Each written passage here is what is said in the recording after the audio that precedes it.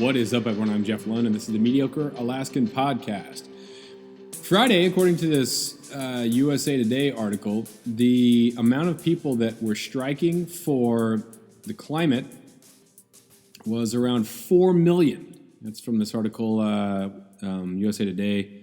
It was published on the 21st, or updated on the 21st. Grace Hawk from the USA Today reported that there was as many as 4 million people worldwide participated in the climate strike Friday, which is awesome. It's great. You know, I bet there is far more people that didn't participate but care just as much about the earth. So if you did not participate in the strike, that does not mean that you are not, that you do not care.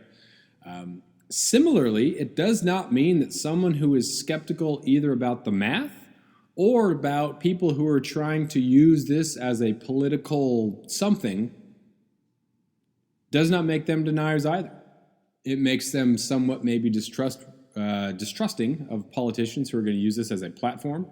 It also does not mean that if you don't agree with the Green Deal that you are a denier. We get such this, it's one or the other, and you know, you protest for awareness, and if you don't participate in this awareness, then that means that you are against it. Not at all. Not at all. But there's just so much to it. You know, you can bring awareness to things. That's great. That's the what, right? The why and the how are the most important parts about this. And the how and the why are the things that are making some people not so sure about where we go from here. Because if that how might potentially destroy the economy, then, well, you know, they're just not sure about the how. They're not really sure about, what we do from here. If the problem is this, but the action is something that is very difficult to deal with. Is there a threat that you're going to put people into poverty for this moral high ground? Like, moral high ground doesn't pay the bills, or perceived moral high ground does not, you know, it doesn't do anything for us, right? It makes you feel really better. And yeah, it would be amazing. It would be great if we could power huge villages, towns, metropolises with wind and solar. I'm amazed, and I was listening to the Joe Rogan podcast, and he was talking about how it's amazing that all of Los Angeles is not on solar. Like, it's amazing. Southern California, if they're not on solar, like, how are they not on solar?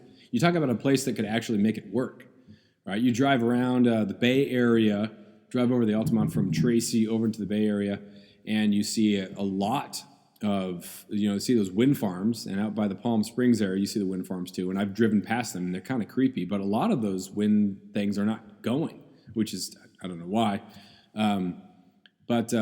You know, if that was a viable option, would we be using it yet? And so part of the why of, or where do we go from here? Yes, I know that the climate things are jacked up, and we want to make things better. We've taken a lot of steps to reduce pollution. You look at a lot of photos from some of the larger cities, you know, 30, 40 years ago, and it's crazy how bad the smog is. So we have helped that out and made things better, but we're still putting so many cars on the road. And if part of the why, or part of the how we do this, if someone suggests, say, hey man, nuclear power does not contribute to emissions,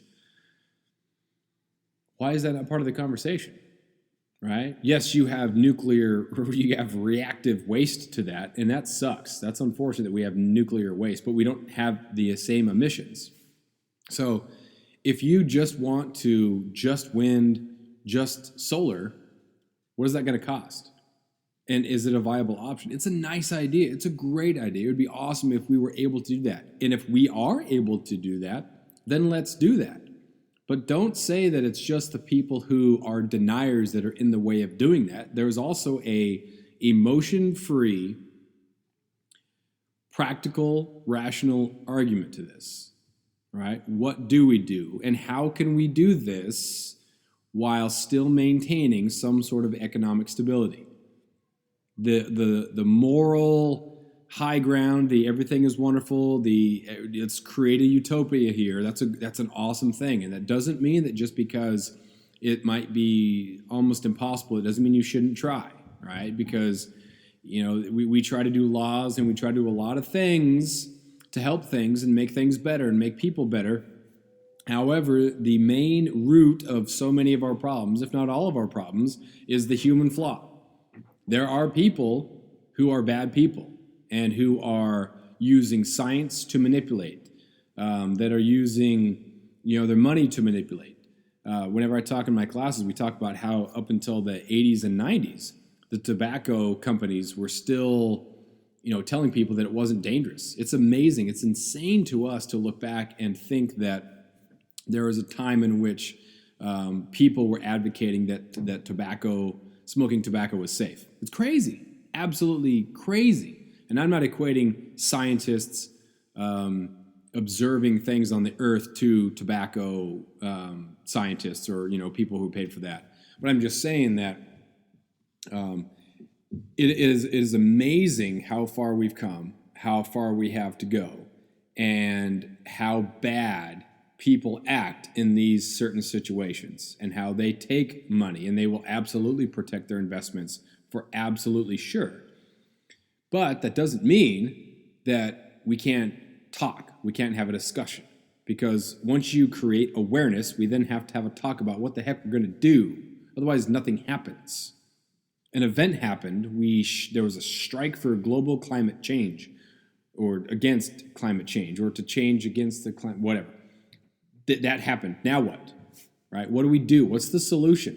Right? And if we're going to come up with a solution, there has to be everything on there, because we have so many stinking people around the world, and we have so many different countries who benefit so much from traditional use of fossil fuels that even if the United States were to eliminate emissions, the world would still probably go in the same sort of direction, just at a slower pace, and it would be at the mercy of our entire economy.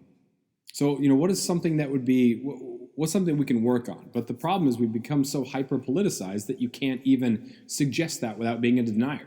I'm sure there's people listening to this right now who are trying to figure out which way that I stand. So I'm either an enemy or I'm on your side, right? And that's the first thing we do. Rather than listen to the idea, is this guy on our side or not?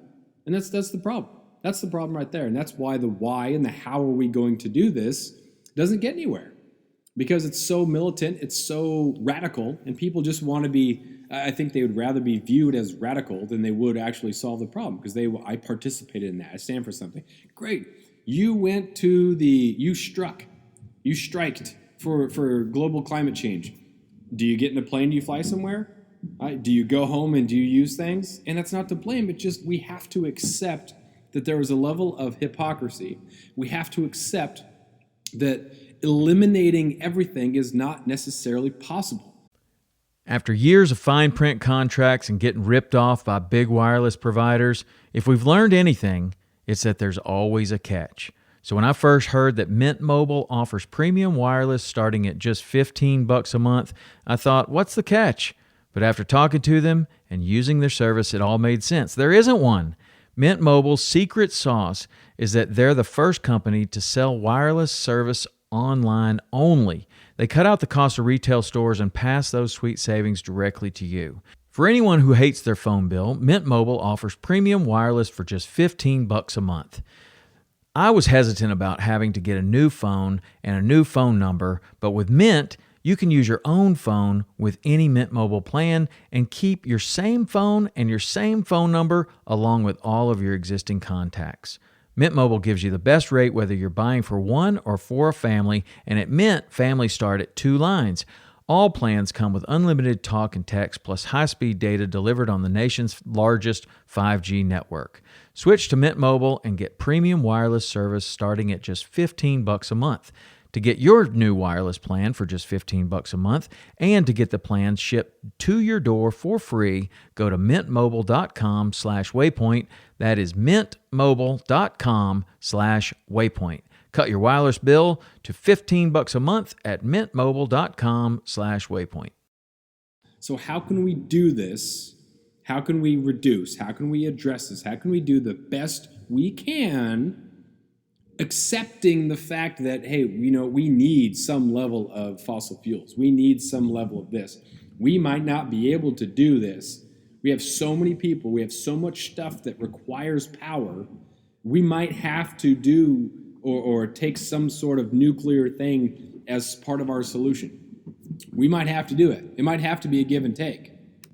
We might not be able to just go back to, olden times just because, we feel better about it. I love people who bike to work. Awesome. People who walk to work, run to work. Good. Absolutely. You're doing your part for sure. Right? But to ask everybody to go back to horse and buggy because it's going to be better, it's going to take vehicles off the road, it's not going to happen. Right? So how can we practically do this? How can we actually make this work? And pointing out ironies, you look at a lot of this stuff from different areas. They have great opportunities to do the best they can, and they're doing the best they can. You look at, people use Scandinavia, Finland, all these other countries as ways of fighting climate change. They're much more efficient. They're using different methods, which is great, but it's not part of the culture in certain areas, and so we have to change it and do the best we can in some of these major areas. And it's just so complex. It's way more complex than just walking out, marching, and having all these pre-created signs by who made these signs, right? If it's student-led, then who made these signs, who passed out these signs? But yeah, we have awareness. Good. Now what? And are we going to listen to all ideas? Or is it going to be just some all or nothing sort of thing and nothing's going to get done? Right? It can't be viewed as some sort of radical whatever. It has to be something that we all care about the earth, right? People get turned off by people who call them names or don't take real solutions possibly seriously. We have so many people that nuclear might have to be part of the solution. It might have to be. It would be great if it didn't. It would be great if we had zero emissions and we got along. But I don't see it.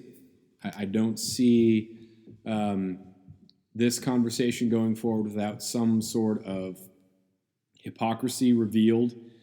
And everybody has that in their worldviews. Everybody has or has to cope with or deal with some sort of hypocrisy. It's once we do that, it's once we see this contradictory idea that is the perfect idea or the perfect argument against you, we have to swallow and think, yeah, that's a good point. I agree with that, or I see that point, but I disagree with it. Here's how something else we can do. And that's where the dialogue comes in. If you just point out how someone is hypocritical and you say, ha, see, look, you're wrong. No, man, there's something about your argument too that's totally wrong. And we have the freedom to be able to do that. And unfortunately, we also have the freedom to ignore people whose opinion we disagree with. And we just call them names. And you're part of the enemy. You're part of the problem. All right? You're the reason why. Like, no, man, I'm probably not any more the reason why than you are. Right? As far as actual acting and as far as use, but once we divide ourselves, it's not going to make we're not going to make any sort of difference. We're going to have a big festival for awareness, but where do we go from here? How do we do this? How do we do this? How do we do it?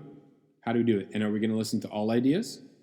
Or are we just going to listen to the ones that are the most seemingly moral or the best that fits our agenda? Where is the most radical? Right? It would be great, it would be great. But some of these ideas look like they're just going back to, like, if there is an apocalypse, and I teach science fiction lit, of course. I've mentioned that before. But some of these ideas seem great if we were to be rebuilding society, but we're not, I think there should absolutely be a way that we can better fuel things. I think wind is excellent, and hydroelectric power and solar, yes. In places that you can do that, for sure, absolutely, without question. I want to buy vehicles that have lower emissions. I want better gas mileage. I want that as a consumer. I want that. We want that. Right? I mean, there's no question about that. So since we don't have questions about that, let's start a dialogue now. Let's figure out how do we do this. How do we do this without sacrificing our well-being? How do we do this without sacrificing the economy, or total sacrifice? Like there has to be some sort of individual sacrifice, but everything is like an